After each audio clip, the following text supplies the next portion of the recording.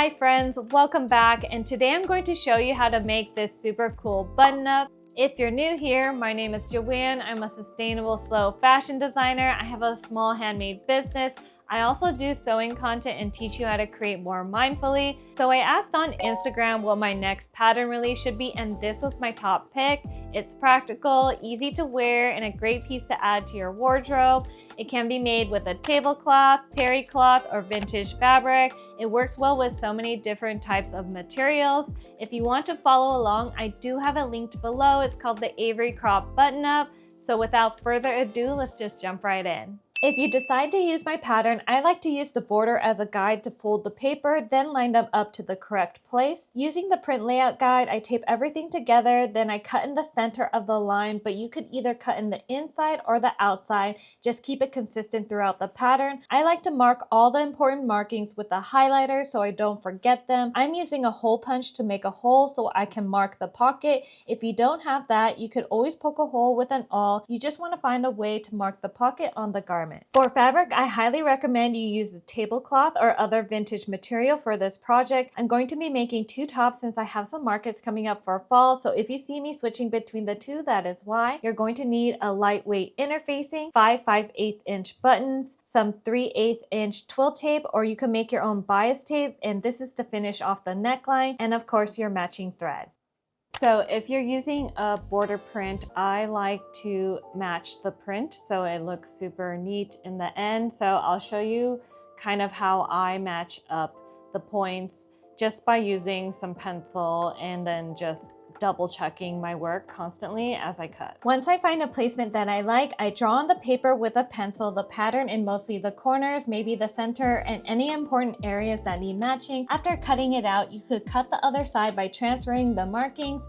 If the paper is thin enough to see through, you could transfer it that way, or if you can't see them, I lay the piece down on top so I could transfer it that way. I also double check by laying the piece I cut before cutting the other side to make sure the pattern is lining up. Also remember that these pieces are mirrored. All my pieces are cut out now, and I want to do a little bit of prep work before I get to my sewing machine. I went ahead and ironed on all the interfacing pieces to the collar and the facing, and now I'm gonna get out my overlock machine and set that up, and when I'm there, I'm just gonna go ahead and overlock this edge of the facing since I'm already at the machine, so all of it's all prepped. And also, I went ahead and cut this pocket on bias just to give it a different, look. And then for the green one, I'm gonna leave it without a pocket because the print is already so busy and I kind of want that to show through instead of covering it with a pocket. So I'll show you one with a pocket and without, so you could decide which one you want to make. So let's get into sewing up next. Starting with the pocket, sew a guideline 1/16 inch shy of the seam allowance. This will give you a guide to iron under and a stopping point to clip the curves. This is totally optional, but I like this step as it gives the pocket some structure. Clip the curves and iron under seams. For the pocket hem, I iron under 3/8 inch, then 3/4 inch, and edge stitch that hem in place. Pin to left front body, lining it up with the pocket markings. The marking should be 1/8 inch inside of the pocket edges. Edge stitch the pocket in place. Optional, sew reinforcement triangles at the start and finish. You could draw these triangles on if that makes it easier. Starting at the top, sew down to the hem, then pivot up and over 1/4 inch and continue over the previous stitch and repeat to the other side. To finish the pocket, tie off the ends to the inside of the garment. Now join the body at the shoulders, overlock seam and press towards the back. Attach sleeves to body by lining up the notches and sew. Repeat to the other side. Sew side seam starting at the sleeve opening and ending at the bottom of the hem. If you're matching the pattern, take your time sewing here. If your seams are bulky at the armpit, go ahead and stagger those seams. Then overlock and press towards the back. Now hem the sleeve opening with a 1/4 inch twice turn hem. Now we're at the point of the collar. I'm going to attach the two collars together, leaving the neckline open and turn it inside out. In order to get that really nice, sharp, pointy collar, I like to put in some spare thread to help assist to turn inside out. So I'll show you how I do this every time. Next, assemble the collar with right sides together, sew the seam allowance, leaving the neck open.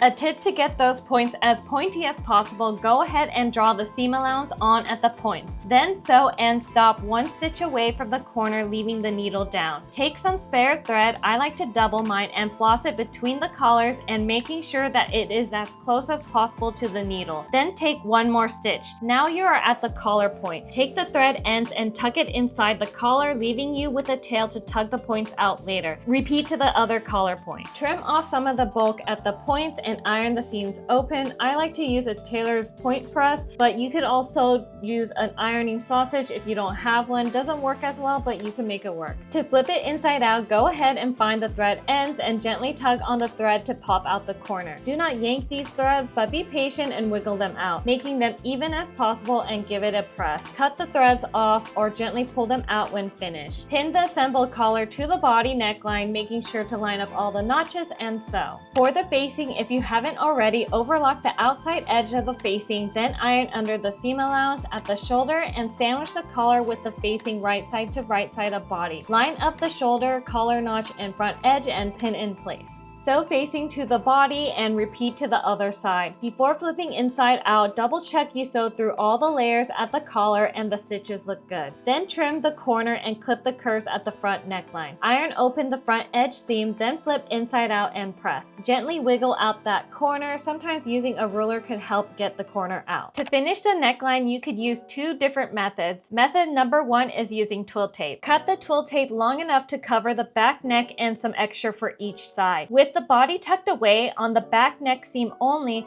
edge stitch the twill tape close to the stitch line, covering the seam with the twill tape as you sew. Start 1/2 inch inside of the facing side so that the facing will later cover up the tape ends. And 1/2 inch into the other facing side, cut excess twill tape off. Very carefully cut 1/8 inch off of the back neck seam allowance only.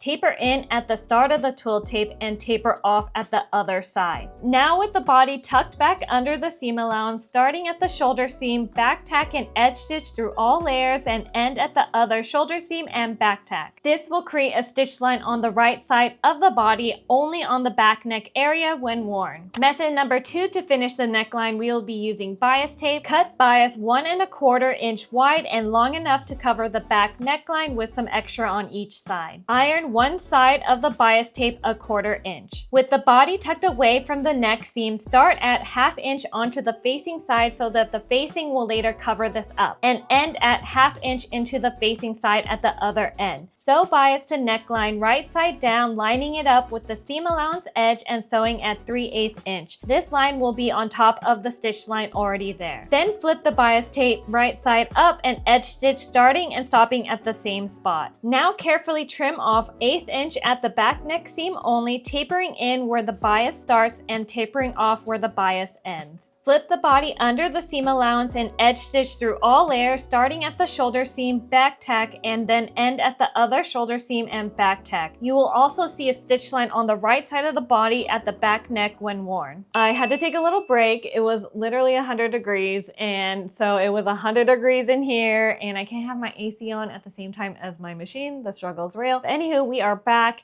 and we left off at the back neck, so you either finished it with twill tape or bias tape, and at this time go ahead and add a label if you want. I just centered it in the back neck, and now we want to attach the facing to the garment at the shoulder seam. So I want to do a little hand stitch. I'm going to use a slip stitch, but basically you could do any other hand stitch. Just make sure that it doesn't show on the right side of the garment. So I'm going to go ahead and do that, and then we'll move on to the hem. To do a slip stitch, take a single layer thread, either tie a knot or anchor the end hidden inside the seam allowance. Start your stitch through the seam allowance fold on the facing, then go across through the shoulder seam on the body and travel 1/4 inch down through the seam and back out to the other side.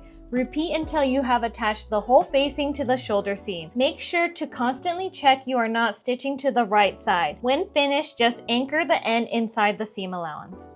With the facing right side of body, sew 1 inch away from the bottom, then pivot at the corner and overlap the previous stitch about 2 inches. You could draw this line to help as well. Now cut away some of the bulk in the facing. I leave about 3/8 inch seam on the facing, cutting out a small rectangle. Also cut off the bulk at the corner too. Iron the hem 1/2 inch, then another 1/2 inch, equaling the total 1 inch hem. Tack the facing onto half of the hem by laying the hem flat so it's onto the hem side only and not to the right side. Repeat to the other side.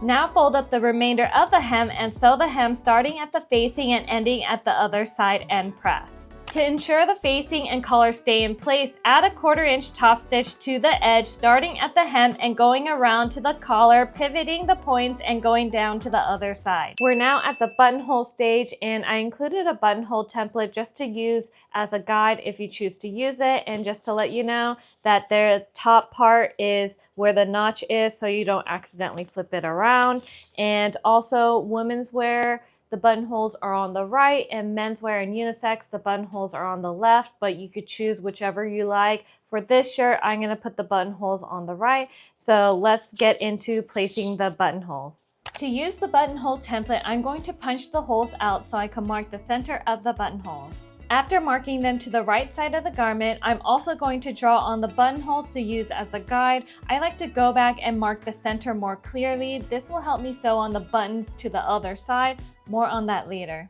I have my other machine all set up, and if you're curious to what settings I use number 2 with the largest hole setting, and I like this one because it goes over the hole twice and creates a stronger buttonhole.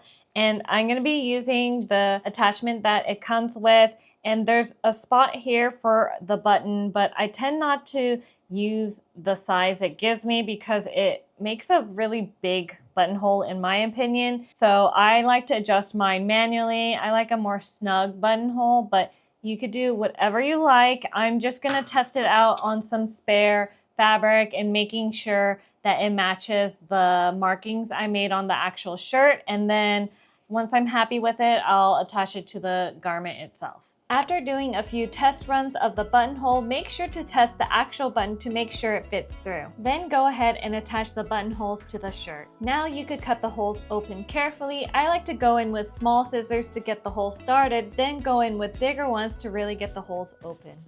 The last thing you want to do is add the buttons to the other side of the shirt, and what I like to do is use the markings on the buttonhole side to mark the buttons on the other side. I just simply have my thread ready with a knot, and I like to poke through where the center dot is of the buttonhole markings, and then that'll poke through to the other side of the shirt. And I do that for each one, especially for the bottom half. I center all the buttons, but for the top button, I like to anchor the button at the top of the buttonhole just so the shirt doesn't slide down. That's a personal preference. It doesn't make a huge difference, but I like to do it just to ensure the shirt never looks crooked because the top button is anchored at the top, especially if you wear it all the way buttoned up. But that's a personal preference. You could do whatever you like. So after I do that, give it a good press and get rid of all the markings, and then you'll be done with the shirt.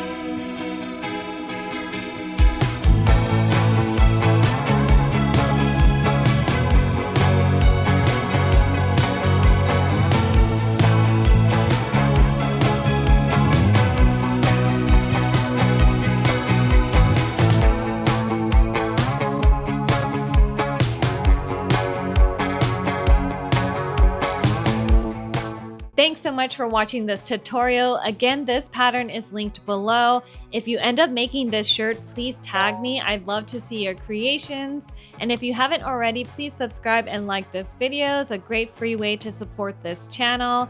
And if you want to support me directly, I do have a website with handmade goods, and I'm currently offloading the inventory, so everything is super discounted, so grab it while you can. If you want to see what I'm currently up to, please follow me on my socials. You could also tag me there. I'd love to reshare it. And let me know in the comments below which style you want to see a pattern of next. And until next time, I'll see you guys soon. Bye.